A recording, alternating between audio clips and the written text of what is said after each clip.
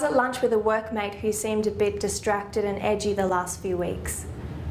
I asked her what was going on, and she eventually told me that our boss had been sexually harassing her.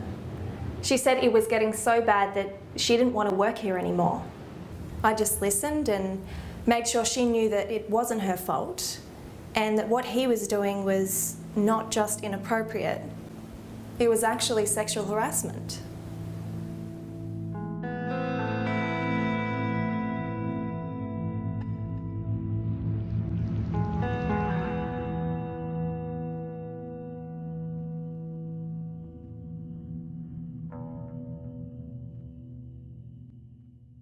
Jokes are a real big one, I reckon. And the really crude stuff comes out at after work drinks, when people let their guard down a little bit. When people say something sexual and offensive about a colleague, but it's said in a joking way, so they can kind of just brush it off if people respond badly. Questions or comments that are too personal, like whether you got any on the weekend. Making sleazy comments about what people in the office may look like. Guys not being able to take their eyes off your boobs when you're talking to them.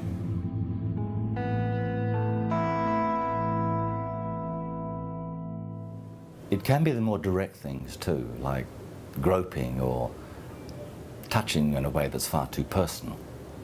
It's when someone follows you around and corners you somewhere where you can't easily get away from them. Sexting can be sexual harassment, especially if you're using work phones.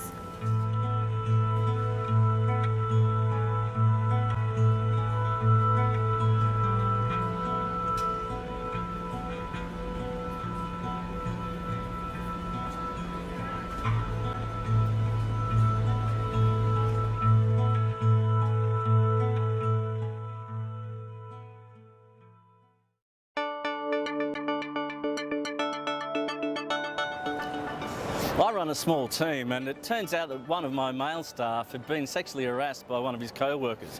When I eventually found out about it, I spoke to him and asked him what he would like me to do about it. He didn't want to lodge a formal complaint, but of course he did want the harassment to stop. We agreed that I'd speak to the other worker and remind them about our workplace policies on sexual harassment. I also decided I'd get someone in to talk to the whole team about bystander training, just so that everyone knew how and what to do if they saw such a thing happen again. This guy I used to work with, he was obsessed with a colleague of ours, and I could see how uncomfortable this was making her feel. So I asked her if she was okay. She seemed relieved, and she didn't want to report him because she was scared about what other people would think if they found out. The next day, she wrote me an email to thank me for bringing it up with her, and about a month later, she filed a formal report. At after work drinks, some of the guys were talking about the girls from work, rating them on a scale of 1 to 10. None of the girls were around, but I thought it was a bit off. I thought to myself, that could be my girlfriend or my sister. Eventually I chimed in and said, come on guys, that's enough. They were pretty embarrassed, so we moved on and changed the topic.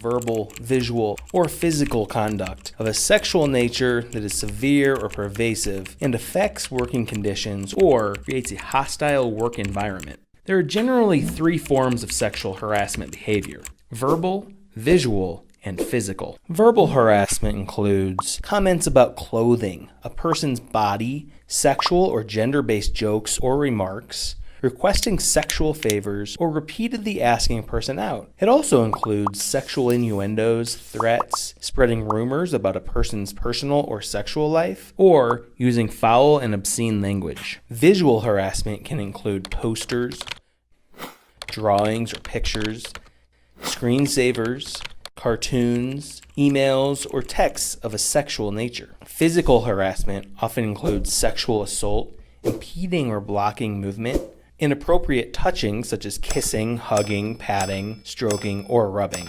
sexual gesturing, or even leering or staring. Each of these forms of harassment can be broken down into 2 categories: quid pro quo and hostile work environment. Quid pro quo means this for that. This happens when an employer or supervisor uses job rewards or punishments to coerce an employee into a sexual relationship or sexual act. This includes offering the employee raises or promotions, or threatening demotions, firing, or other penalties for not complying with the request. A hostile work environment occurs when employee behavior interferes with the work performance of another, or creates an intimidating or offensive workplace. This usually happens when someone makes repeated sexual comments that make another employee feel so uncomfortable that their work performance suffers, or they decline professional opportunities because it would put them in contact with the harasser. In either type of harassment, employees only have to prove that the behavior was offensive to someone, even if it was not the intended recipient.